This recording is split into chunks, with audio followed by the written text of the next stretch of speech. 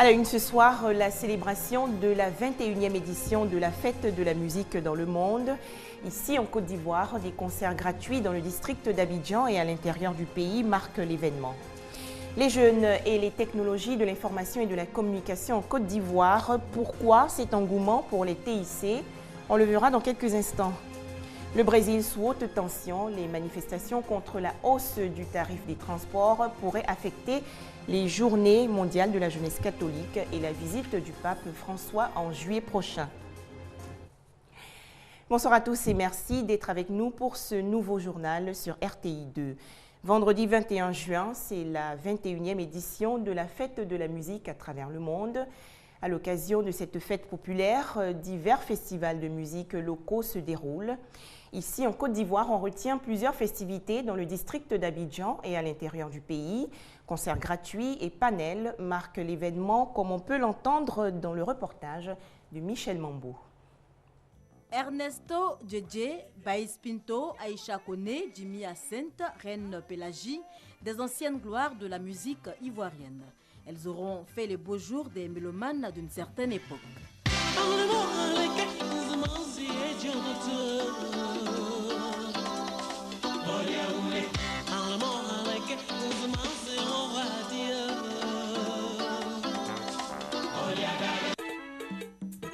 À chaque époque, sa musique. Aujourd'hui donc, place à la nouvelle génération. Elle s'illustre en zouglou et en coupé décalé. La musique va comme des vagues, ça évolue, surtout en Côte d'Ivoire, ça évolue, c'est bon. Dans les années 58-60, la musique ivoirienne n'avait pas tous ses repères, mais depuis la venue d'Ernesto Djedje, Louga François et autres, ensuite le zouglou en a assuré le relais. Aujourd'hui, le coupé décalé, la continuité. Donc la musique ivoirienne a beaucoup évolué. Du ziglibiti au coupé décalé en passant par le zouglou, que de chemin parcouru. La relève semble assurée, mais il y a encore du travail. On demande à jeunes frères de faire un peu d'efforts. Parce que les efforts compositionnels, les efforts en parole et tout que nous avons fait, s'ils ne peuvent pas qu'ils nous approchent, on va le leur donner. Parce qu'ils peuvent être de bons interprètes, sans être franchement de bons compositeurs. Bilan positif, on peut le dire, la musique ivoirienne peut se targuer d'avoir fait un bond qualitatif. Au fil des ans, de nouveaux talents se dévoilent. La fête de la musique est le lieu de les découvrir. Célébrée tous les 21 juin dans une centaine de pays, la fête de la musique est à sa 21e édition en Côte d'Ivoire. Et toujours dans le cadre de la célébration de la musique, une représentation dénommée Révélation 2e édition a eu lieu hier à l'Institut national supérieur des arts et de l'action culturelle. C'est l'initiative de la Société musicale d'Abidjan, une association culturelle chargée de promouvoir les jeunes talents dans le domaine des arts. Reportage Hamza Diaby. Étudiants, professeurs et parents célèbrent la musique. C'est à l'occasion de Révélation. Ce spectacle musical offert dans le cadre de la Fête de la musique est une initiative de SMA, la Société musicale d'Abidjan. C'est un festival de jeunes qui répond à l'un des objectifs de notre société, à savoir lutter contre la pauvreté et aussi permettre aux jeunes de s'insérer dans le circuit professionnel. On sait qu'en ce moment, le monde du travail est difficile et il faut être très bien formé.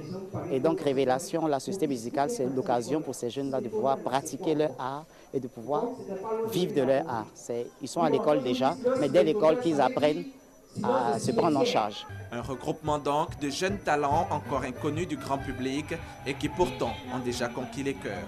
C'est un groupe à encourager, je les ai vus nets, je les ai vus progresser. Aujourd'hui je suis content du résultat qu'ils nous produisent là et j'invite tout le monde à les soutenir parce que c'est une très belle initiative et je pense qu'ils ont de l'avenir. C'est une institution qui est toute jeune mais qui est très prometteuse, plein de talents, plein de ressources et je ne regrette pas d'être venue. La célébration de la Fête de la musique en Côte d'Ivoire est à sa 21e édition. Elle a pour but de promouvoir la musique et permet surtout des échanges entre les nouveaux venus dans la musique et les professionnels du secteur.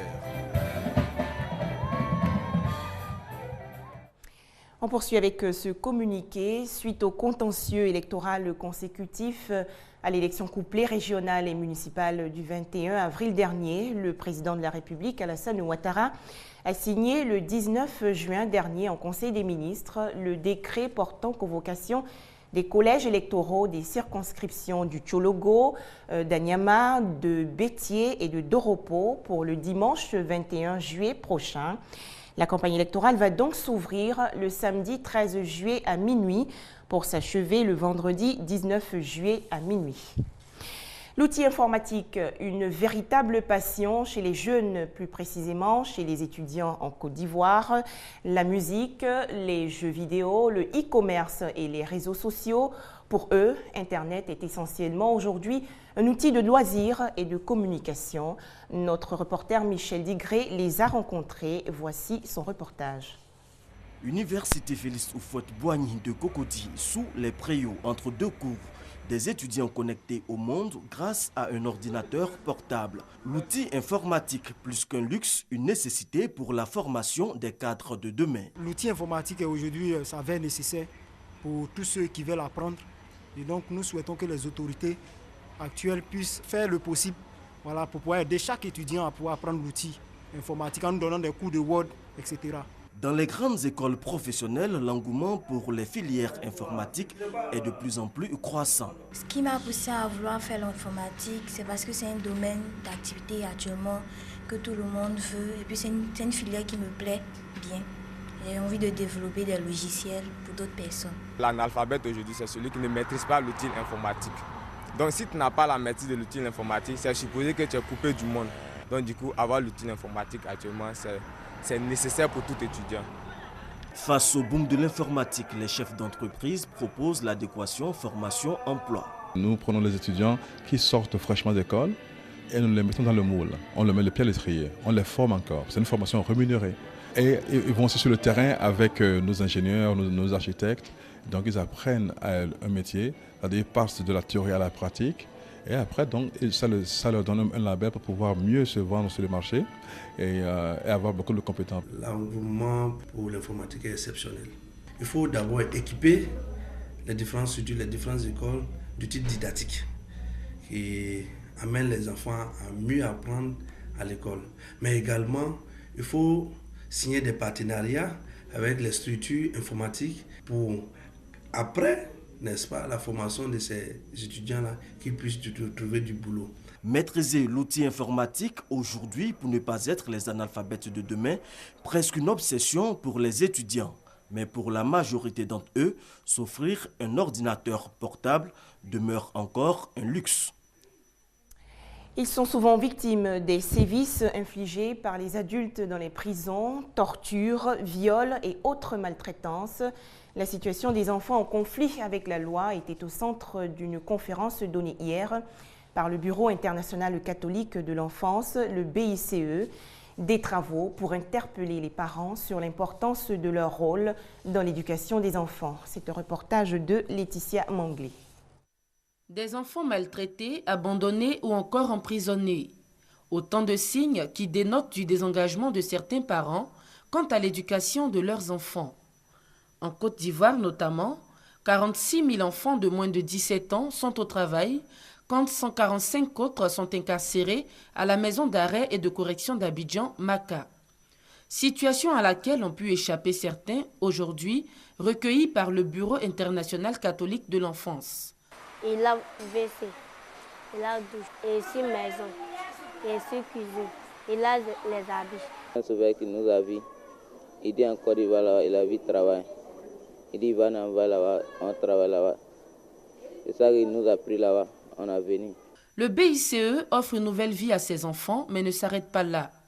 Il tente de conscientiser les parents en organisant depuis le 19 juin un séminaire sur la parentalité positive. Il faut mériter le titre de parent.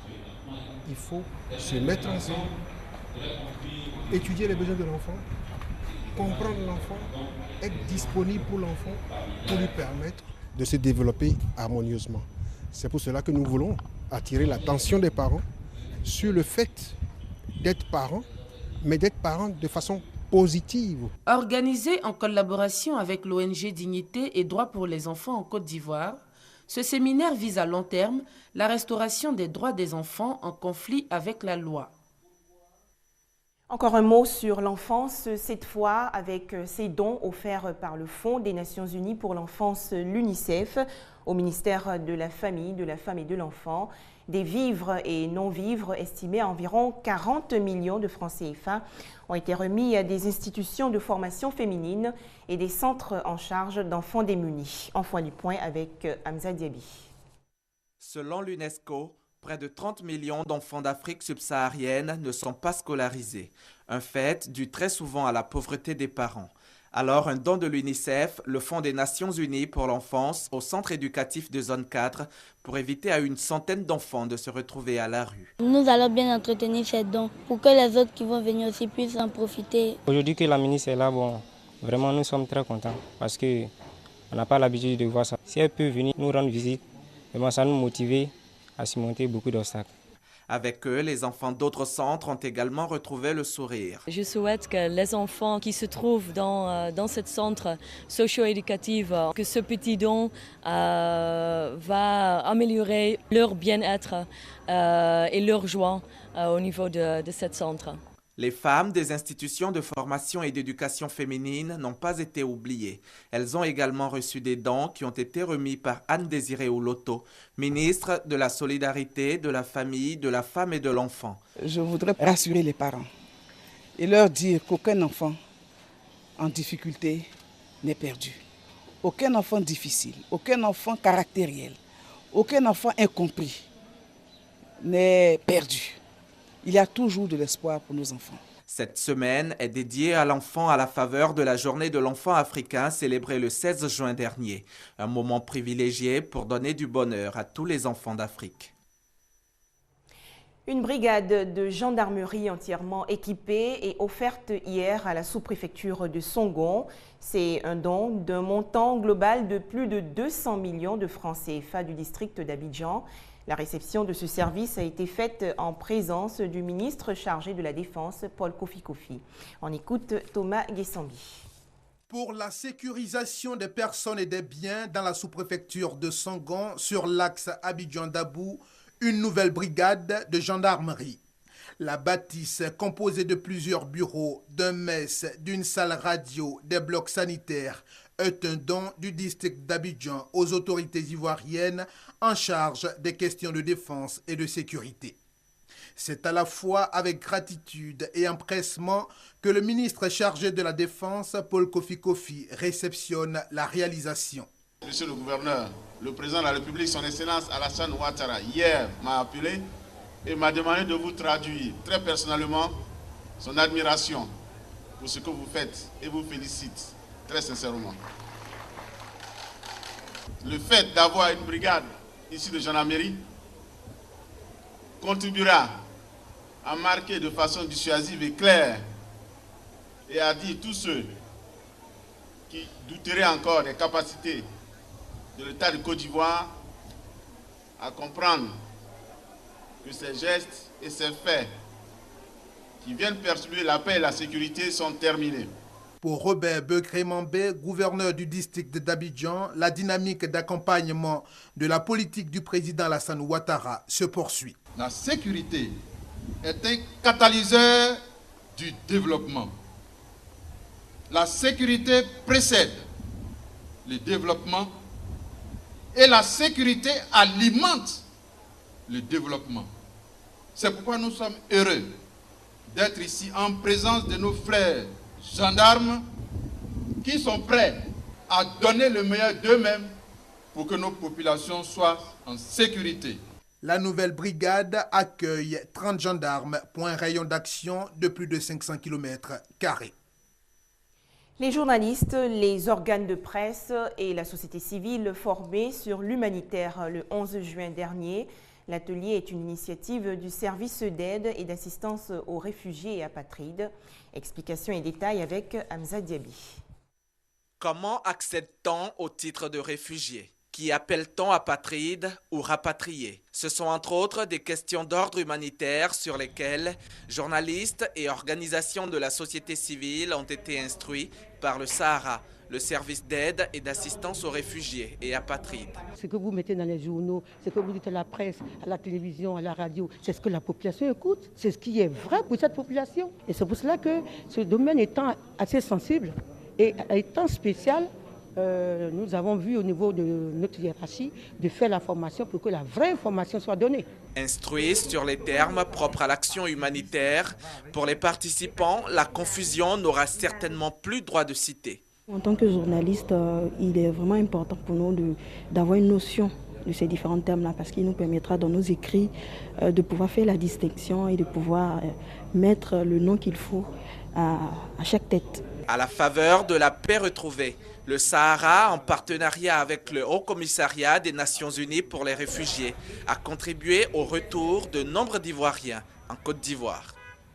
En image, le Brésil, où les manifestations contre la hausse du tarif des transports pourraient affecter les Journées mondiales de la jeunesse catholique et la visite du pape François en juillet prochain à Rio.